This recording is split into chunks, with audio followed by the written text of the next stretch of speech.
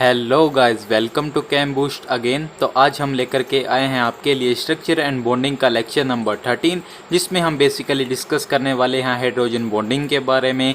क्या होता है हाइड्रोजन बॉन्ड, क्या होती है कंडीशंस हमारे पास हाइड्रोजन बॉन्डिंग की, टाइप्स को डिस्कस करेंगे, इंट्रामोलिकुलर उनके एग्जाम्पल को पूरी डिटेल में डिस्कस करने वाले हैं। तो चलिए आज के लेक्चर को बिना टाइम वेस्ट किए स्टार्ट करते हैं।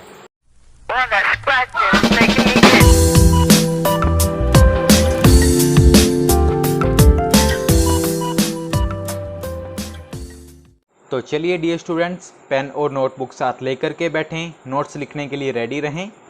आइए हाइड्रोजन बॉन्डिंग में हम सबसे पहले समझते हैं कि आखिर हमारे पास हाइड्रोजन बॉन्ड क्या होता है। आइए डेफिनेशन रीड करते हैं। हाइड्रोजन बॉन्ड में be defined as the bond formed between a highly electronegative atom such as fluorine, oxygen and nitrogen and a hydrogen atom. यानी हम कैसे डिफाइन कर सकते हैं हाइड्रोजन बॉन्ड को कि जो हमारे पास बॉन्ड फॉर्म होता है किस किस के बीच में, एक हाईली इलेक्ट्रोनेगेटिव एटम के बीच में जैसे कि फ्लोरीन हो गया, ऑक्सीजन हो गया एंड नाइट्रोजन, और किसके बीच में, एक हाइड्रोजन एटम के बीच में। तो ये तो थी हाइड्रोजन बॉन्ड की बेसिक डेफिनेशन। एग्जाम्पल के थ्रू अंडरस्टैंड करने की कोशिश करते हैं, थोड़ी और पिक्चर क्लियर होगी।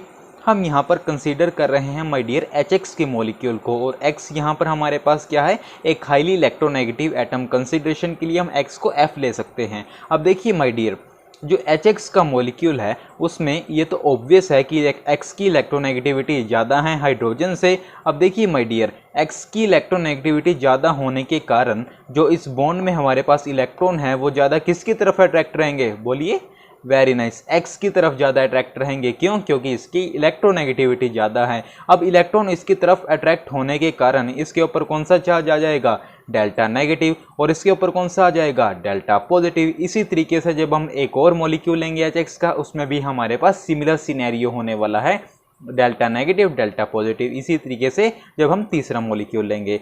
अब देखिए माय डियर, जो एक मॉलिक्यूल का नेगेटिव एंड है वो दूसरे मॉलिक्यूल के पॉजिटिव एंड को अट्रैक्ट करेगा कि नहीं, बोलिए। यानी हम बोल सकते हैं कि there is an electrostatic attraction between negative end of one molecule and positive end of other molecule. यानी हमारे पास यहाँ पर पॉजिटिव नेगेटिव चार्ज के बीच में अट्रैक्शन होगी, और उस अट्रैक्शन को हम क्या बोलते हैं, इलेक्ट्रोस्टैटिक अट्रैक्शन। तो इस इलेक्ट्रोस्टैटिक अट्रैक्शन होने के कारण हमारे पास एक वीक बॉन्ड फॉर्म होता है between negative end of one molecule and positive end of other molecule, और इस वीक बॉन्ड को हम बोलते हैं हाइड्रोजन बॉन्ड। होपफुली अब बिल्कुल क्लियर हो गया होगा कॉन्सेप्ट हाइड्रोजन बॉन्ड का। यही बात हमने लिखी है क्या, कि the negative end of one molecule attracts the positive end of other.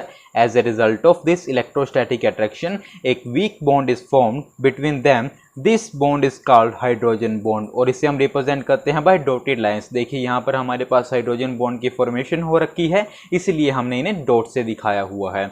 तो ये तो थी हाइड्रोजन बॉन्डिंग के बारे में। अब मैं आपको काफ़ी इंपॉर्टेंट पॉइंट बताने जा रहा हूँ। अब यहाँ पर ध्यान से देखिएगा माय डियर, जो हाइड्रोजन है वो साइमल्टेनियसली दो इलेक्ट्रोनेगेटिव एटम के साथ जुड़ा हुआ है कि नहीं। वो अलग बात है कि एक इलेक्ट्रोनेगेटिव एटम से ये कोवलेंट बॉन्ड के थ्रू जुड़ा हुआ है, और एक इलेक्ट्रोनेगेटिव एटम के साथ ये हाइड्रोजन बॉन्ड से जुड़ा हुआ है। तो हम यहाँ बोलेंगे कि यहाँ पर हमारे पास हाइड्रोजन ब्रिज की फॉर्मेशन हो रखी है। किसकी फॉर्मेशन हो रखी है माय डियर, हाइड्रोजन ब्रिज की। तो यही बात आप नोट बना करके लिखेंगे, काफ़ी इंपॉर्टेंट है।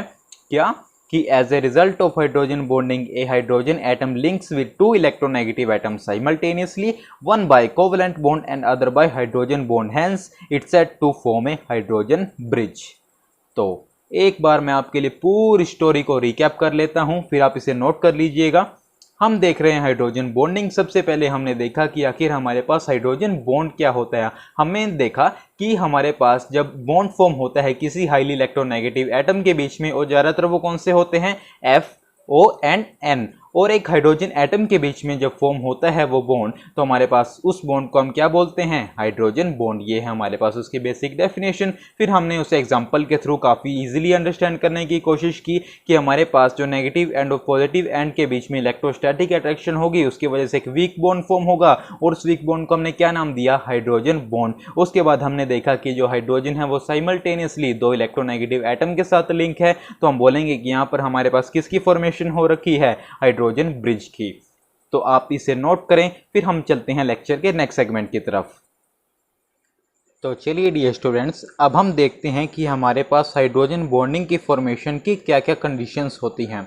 सबसे पहली कंडीशन रीड करते हैं कि the molecule must contain a highly electronegative atom linked to hydrogen atom. यानी अगर किसी मॉलिक्यूल में हमारे पास हाइड्रोजन बॉन्डिंग की फॉर्मेशन हो रखी है तो उसमें क्या होगा कि हमारे पास एक हाईली इलेक्ट्रोनेगेटिव एटम है, वो लिंक होगा हाइड्रोजन एटम से। और ये कंडीशन कुछ मिलती जुलती है हमारे पास डेफिनेशन से। सेकेंड कंडीशन क्या है कि the size of the electronegative atom should be small, कि जो हमारे पास इलेक्ट्रोनेगेटिव एटम है जिससे हाइड्रोजन एटम लिंक है वो स्मॉल होना चाहिए। अब आपने सुना भी होगा और 12th में पढ़ा भी होगा कि हमारे पास बेसिकली जो हाइड्रोजन बॉन्ड फॉर्मेशन होती है वो एफ ओ और एन के साथ ही होती है, अदरवाइज किसी के साथ नहीं। अब हम उस क्वेश्चन का आंसर देने जा रहे हैं आपको कि उसका क्या रीज़न है, और उसका answer basically my dear conditions में ही छुपा है। क्या कि हमारे पास जो एटम है वो हाईली इलेक्ट्रोनेगेटिव तो होना ही होना चाहिए, लेकिन उसका साइज स्मॉल होना चाहिए। और ऐसा सिर्फ हमें मिलता है फ्लोरीन, ऑक्सीजन और नाइट्रोजन के केस में, और किसी हाईली इलेक्ट्रोनेगेटिव एटम के केस में हमें ऐसा देखने को नहीं मिलता कि उनकी इलेक्ट्रोनेगेटिविटी भी काफ़ी हाई हो और स्मॉल साइज हो। होपफुली आपको उस क्वेश्चन का आंसर मिल गया होगा। यही बात हमने लिखी है क्या कि thus only fluorine, oxygen and nitrogen atoms can form hydrogen bonds as these atoms are small in size and have high electronegativity। Hopefully conditions भी क्लियर हो गई होगी आपको, ये पॉइंट भी क्लियर हो गया होगा। उसके बाद काफ़ी इंपॉर्टेंट पॉइंट मैं आपको बताने जा रहा हूँ। क्वेश्चन पूछता है आपसे एग्जाम में कि हमारे पास जो क्लोरीन है और नाइट्रोजन है उनकी इलेक्ट्रोनेगेटिविटी सेम है, लेकिन क्लोरीन क्यों नहीं बनाता हमारे पास हाइड्रोजन बॉन्डिंग। उसका आंसर माय डियर मैं आपको ऑलरेडी दे चुका हूं कि कंडीशन सेटिस्फाई नहीं होती। क्या कि क्लोरीन का साइज ज़्यादा होता है, इसी कारण हमारे पास वो हाइड्रोजन बॉन्डिंग की फॉर्मेशन नहीं करता। आप देख सकते हैं हमने लिखा भी है, chlorine having the same electronegativity as that of nitrogen usually does not form hydrogen bond due to its large size। आ गई ना बात, देखो कंडीशंस पर। तो सेकंड नोट क्या है कि हमारे पास जो हाइड्रोजन बॉन्डिंग की स्ट्रेंथ है वो डायरेक्टली प्रोपोर्शनल है इलेक्ट्रोनेगेटिविटी ऑफ एटम जिससे हाइड्रोजन अटैच है। आई रिपीट, स्ट्रेंथ जो हाइड्रोजन बॉन्डिंग की वो डायरेक्टली प्रोपोर्शनल है इलेक्ट्रोनेगेटिविटी ऑफ एटम जिससे वो अटैच है। एग्जांपल देखते हैं। अब आपको पता है फ्लोरीन और क्लोरीन में किसकी इलेक्ट्रोनेगेटिविटी ज़्यादा होती है?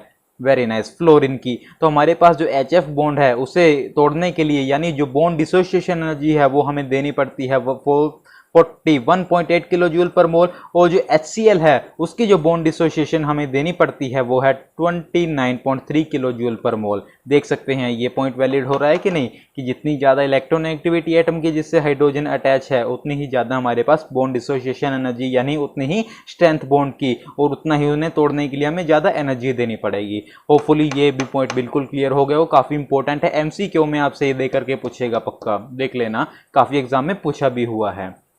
तो एक बार पूरी स्टोरी को रिकैप कर लेते हैं माय डियर। हम देख रहे हैं conditions of hydrogen bonding.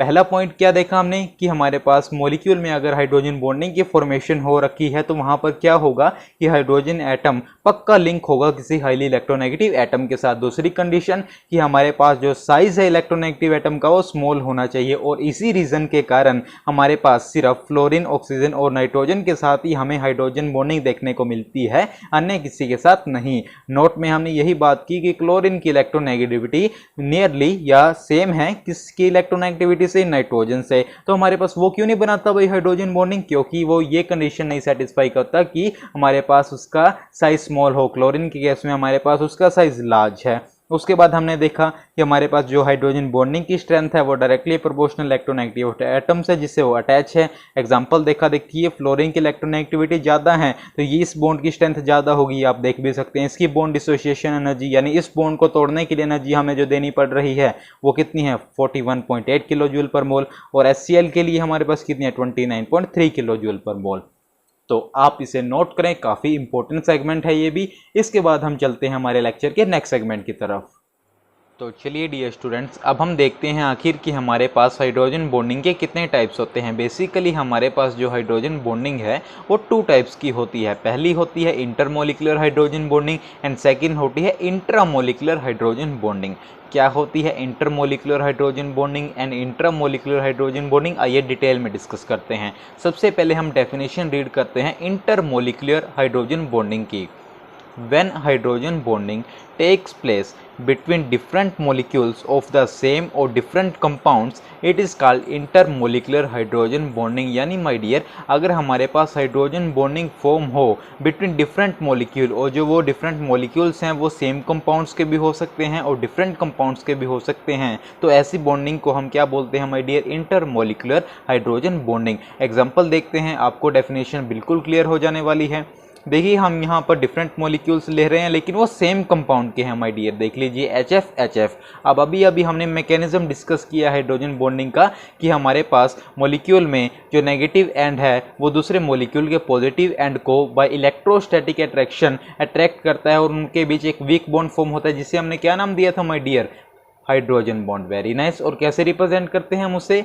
Bye dotted lines. अब देखिए इस मॉलिक्यूल का पॉजिटिव एंड और इस मॉलिक्यूल का नेगेटिव एंड, इन दोनों के बीच में इलेक्ट्रोस्टैटिक अट्रैक्शन हुई और एक वीक बॉन्ड फॉर्म हुआ जिसे हमने हाइड्रोजन बॉन्ड कहा, और हाइड्रोजन बॉन्ड को हमने दिखाया बाय डॉटेड लाइंस। अब आपको मैं कमाल की बात बताना चाहता हूँ या रिमाइंड करवाना चाहता हूँ, हमें पता है कि कोवलेंट बॉन्ड स्ट्रॉन्ग होता है हाइड्रोजन बॉन्ड से, और उसका प्रूफ भी यहाँ पर मिल रहा है। देखिए हमारे पास जो HF में हाइड्रोजन बॉन्ड है उसकी बॉन्ड लेंथ है 156 पिकोमीटर, और हमारे पास कोवलेंट बॉन्ड की अगर हम बात करें तो वो है 100 पिकोमीटर। अब देखिए हमें पता है जितनी ज़्यादा बॉन्ड लेंथ होती है उसे उतना ही तोड़ना आसान होता है, तो किसे तोड़ना मुश्किल होगा? ऑब्वियसली कम बॉन्ड लेंथ यानी कोवलेंट बॉन्ड वाले को। तो हमारे पास जो कोवलेंट बॉन्ड है वो स्ट्रॉन्ग होता है हाइड्रोजन बॉन्ड से। देखिए यहाँ पर भी काफ़ी यूजफुल इंफॉर्मेशन हमने देखी है। तो इसी तरीके से हमारे पास ये मॉलिक्यूल इसे इलेक्ट्रोस्टैटिक अट्रैक्शन के द्वारा अट्रैक्ट करेगा, और यहाँ पर हमारे पास कौन सी बॉन्डिंग होगी my dear? Intermolecular hydrogen bonding. आइए वाटर का भी एग्जांपल देख लेते हैं। अब देखिए माय डियर, यहाँ पर हमारे पास OH की अगर हम बात करें तो ऑक्सीजन की इलेक्ट्रोनेगेटिविटी ज़्यादा है, देखिए 3.5 है, काफ़ी हाई है, और यहाँ पर तो 4 थी। और देखिए हमारे पास इस वजह से जो इलेक्ट्रॉन पेयर हैं वो इसकी तरफ अट्रैक्ट होंगे, delta negative then delta positive. इस मॉलिक्यूल का पॉजिटिव एंड और इस मॉलिक्यूल का नेगेटिव एंड एक दूसरे को अट्रैक्ट करते हैं बाय कौन सी attraction? Very nice, electrostatic attraction. और हमारे पास एक वीक बॉन्ड फॉर्म होता है जिसे हमने हाइड्रोजन बॉन्ड कहा। तो देख लीजिए आप इस एग्जांपल से भी समझ सकते हैं। अब एक बार और रीड कीजिए डेफिनेशन को, अब कोई दिक्कत नहीं आने वाली है। देखिए, when hydrogen bonding takes place between different molecules of the same or different compounds, it is called intermolecular hydrogen bonding। तो होपफुली डेफिनेशन बिल्कुल क्लियर हो गई होगी आपको। तो चलिए आप इसे नोट करें, फिर हम अमोनिया का भी एग्जांपल लेते हैं और इंटरमोलिकुलर हाइड्रोजन बॉन्डिंग को फिनिश करते हैं। तो चलिए डियर स्टूडेंट्स, अब हम अमोनिया का एग्जांपल लेते हैं। देखिए माय डियर, हमारे पास नाइट्रोजन की इलेक्ट्रोनेगेटिविटी ज़्यादा है हाइड्रोजन से, तो इसके ऊपर आ जाएगा डेल्टा नेगेटिव और इन तीनों के ऊपर आ जाएगा डेल्टा पॉजिटिव। इसी तरीके से जब हम दूसरा मॉलिक्यूल लेंगे और वही मैकेनिज्म है, देखिए हमारे पास इस मॉलिक्यूल का जो नेगेटिव एंड है वो दूसरे मॉलिक्यूल के पॉजिटिव एंड को अट्रैक्ट करेगा बाय इलेक्ट्रोस्टैटिक अट्रैक्शन, और उनके बीच में एक वीक बॉन्ड की फॉर्मेशन होगी और उसे हम क्या बोलते हैं माय डियर? Hydrogen bond. और इस बॉन्डिंग को हमने क्या नाम दिया? Intermolecular hydrogen bonding. तो ये हमने अमोनिया का केस भी डिस्कस कर लिया, क्योंकि हमारे पास हाइड्रोजन बॉन्ड की फॉर्मेशन या तो F या N या O के साथ होती है। तो ये तो हमारे पास हो गए बेसिक एग्जांपल। अब मैं आपको काफ़ी इंपॉर्टेंट पॉइंट बताने जा रहा हूँ। अभी माय डियर आपने नोटिस भी किया होगा कि हमारे पास HF का एग्जांपल जब हमने लिया, H2O का एग्जांपल जब हमने लिया, NH3 का एग्जांपल जब हमने लिया, तो इंटरमोलिकुलर हाइड्रोजन बॉन्डिंग होने के कारण सेवरल मॉलिक्यूल आपस में एसोसिएट हो रहे हैं कि नहीं। देखिए एक के बाद एक जुड़ता चला जा रहा है। लेकिन माय डियर, मैं आपको अगर बताऊं कि कार्बोक्सिलिक एसिड में जो इंटरमोलिकुलर हाइड्रोजन बॉन्डिंग है वो सिर्फ 2 मॉलिक्यूल्स तक ही लिमिटेड है। आप यहाँ देख सकते हैं, देखिए यहाँ पर ऑक्सीजन हाइड्रोजन बॉन्डेड है हाइड्रोजन से, देखिए यहाँ पर भी सिमिलर केस है, H हाइड्रोजन बॉन्डेड है O से।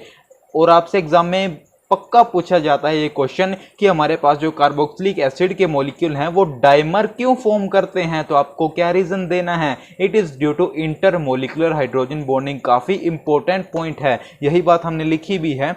In case of HF H2NH3, the hydrogen bonding cause association of several molecules, but in carboxylic acids it is limited only to 2 molecules as shown above। अब आपको ये draw करके दिखाना है जब आपसे पूछेगा कि हमारे पास जो कार्बोक्सिलिक एसिड के मॉलिक्यूल हैं वो डाइमर क्यों फॉर्म करते हैं, क्यों करते हैं my dear? It is due to intermolecular hydrogen bonding, और आपको ये बना करके दिखा देना है। होपफुली काफ़ी यूजफुल इंफॉर्मेशन आपको मिली होगी, तो आप इसे नोट करें। फिर हम चलते हैं हमारे हाइड्रोजन बॉन्डिंग के नेक्स्ट टाइप की तरफ।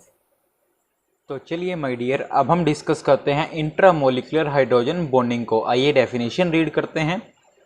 The hydrogen bonding which takes place within a molecule is called intramolecular hydrogen bonding. यानी अगर हमारे पास hydrogen bonding within the molecule form हो रही है तो हमारे पास वो कौन सी टाइप होगी my dear? Intramolecular hydrogen bonding. Example देखते हैं और बिल्कुल पिक्चर क्लियर कर देते हैं। देखिए माय डियर, हम यहाँ पर एग्जांपल ले रहे हैं ऑर्थो नाइट्रोफिनोल का। देखिए हमारे पास ऑर्थो पोजीशन पे नाइट्रो ग्रुप लगा हुआ है और देखिए यहाँ पर ऑक्सीजन और हाइड्रोजन के बीच कौन सी बॉन्डिंग फॉर्म हो रही है my dear? Intramolecular hydrogen bonding, क्योंकि ये within the molecular form हो रही है माय डियर। इसी तरीके से अगर हम सैलिसिलिक एसिड या ऑर्थो हाइड्रोक्सी बेंजोइक एसिड की बात करें तो ऑर्थो पोजीशन पे देखिए हमारे पास जो ऑक्सीजन ग्रुप है इसके साथ देखिए हमारे पास किसकी फॉर्मेशन हो रही है? हाइड्रोजन बॉन्डिंग की। और ये विद इन द मोलिकुलर हो रही है तो इस टाइप ऑफ हाइड्रोजन बॉन्डिंग को हम क्या कहेंगे? Intramolecular hydrogen bonding.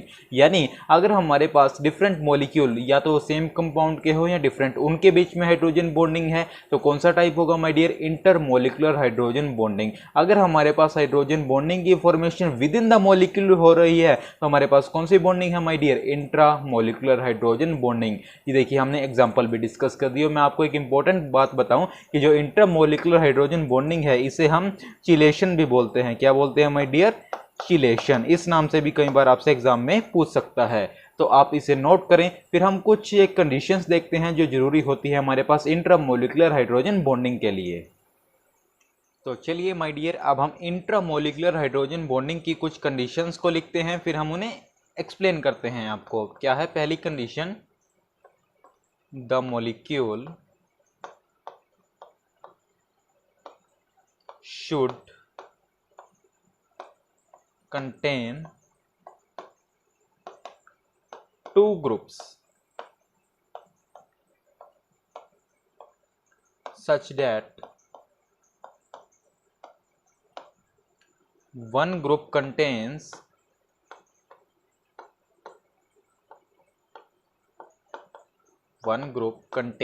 hydrogen atom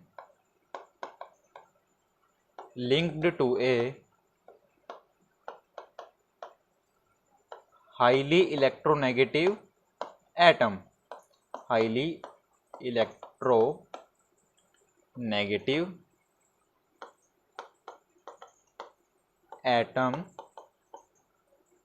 and the other group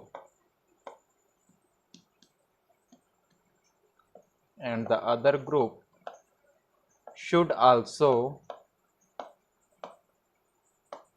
contain a highly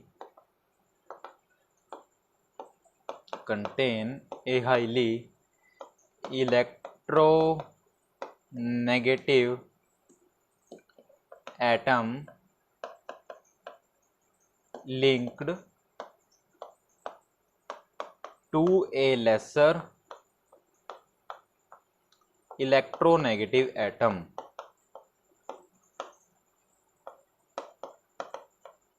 क्या कहती है माय डियर पहली कंडीशन? कि हमारे पास जो मॉलिक्यूल है जिसमें हमारे पास इंट्रामोलिकुलर हाइड्रोजन बॉन्डिंग की फॉर्मेशन होनी है उसमें टू टाइप्स के ग्रुप होने चाहिए। पहला टाइप कैसा? कि जिसमें हमारे पास जो हाइड्रोजन एटम है वो एक हाईली इलेक्ट्रोनेगेटिव एटम से लिंक हो। और दूसरा ग्रुप कैसा होना चाहिए? जिसमें एक हाईली इलेक्ट्रोनेगेटिव एटम लिंक हो एक लेसर इलेक्ट्रोनेगेटिव एटम से। तो एग्जाम्पल बताता हूँ आपको। अभी अभी हमने डिस्कस किया है माय डियर, ऑर्थो नाइट्रोफिनोल की बात की थी हमने। देखिए यहाँ पर हमारे पास OH था और यहाँ पर हमारे पास नाइट्रो ग्रुप था। अब देखिए हमारे पास यहाँ पर हाइड्रोजन बॉन्डिंग की फॉर्मेशन हो रही थी और इसे हमने क्या नाम दिया? Intramolecular hydrogen bonding. अब देखिए माय डियर, हमारे पास एक ग्रुप कुछ इस तरीके से है जिसमें हाइड्रोजन एटम लिंक है एक हाईली इलेक्ट्रोनेगेटिव एटम के साथ। देखिए यही तो हमने लिखा है, the molecule should contain two group such that one group contains hydrogen atom linked to a highly electronegative atom. देखिए ऑक्सीजन, और दूसरा कि एक हाईली इलेक्ट्रोनेगेटिव एटम एक इलेक्ट्रो पॉजिटिव एलिमेंट या हम बोल सकते हैं लेस इलेक्ट्रोनेगेटिव एटम के साथ लिंक हो। देखिए कार्बन की इलेक्ट्रोनेगेटिविटी काफ़ी लेस है लेकिन नाइट्रो ग्रुप की ज़्यादा है। तो यही बात तो हमें पहली कंडीशन बोल रही है। होपफुली बिल्कुल क्लियर हो गई होगी आपको पहली कंडीशन। दूसरी कंडीशन क्या होती है माय डियर हमारे पास? कि जो मॉलिक्यूल है जिसमें हमारे पास इंट्रामोलिकुलर हाइड्रोजन बॉन्डिंग होनी है वो प्लेनर होना चाहिए। तो हम लिख देते हैं, the molecule should be planar.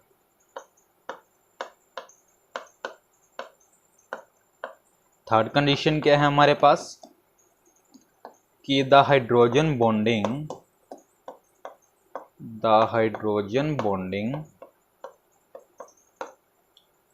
should lead to the formation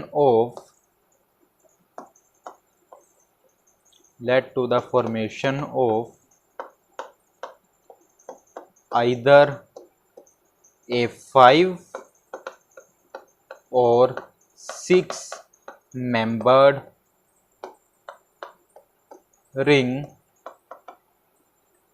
including the H atom, कि हमारे पास जो हाइड्रोजन बॉन्डिंग होगी वो कुछ इस तरीके से हो कि हमारे पास एक 5 और 6 मेंबर रिंग बने और उसमें हाइड्रोजन एटम को हमारे पास इंक्लूड किया जाए। तो ये थी हमारे पास कुछ कंडीशंस जिसमें हमने देखा कि इंट्रामोलिकुलर हाइड्रोजन बॉन्डिंग कैसे फॉर्म हो सकती है। तो it is all about hydrogen bonding, conditions of hydrogen bonding, types of hydrogen bonding and उनके एग्जांपल पूरी डिटेल में हमने डिस्कस किया है। तो यहाँ पर ये टॉपिक पूरी तरह से फिनिश नहीं हुआ है, हम इसका एक और लेक्चर लेकर के आएंगे जिसमें हम इसके एप्लीकेशन पार्ट को डिस्कस करेंगे। तो होपफुली लेक्चर आपको काफ़ी पसंद आ रहे होंगे। आप अपनी फीडबैक हमें कॉमेंट सेक्शन में ज़रूर दें। तो चलिए नेक्स्ट वीडियो तक पढ़ते रहें। Wish you all the very best.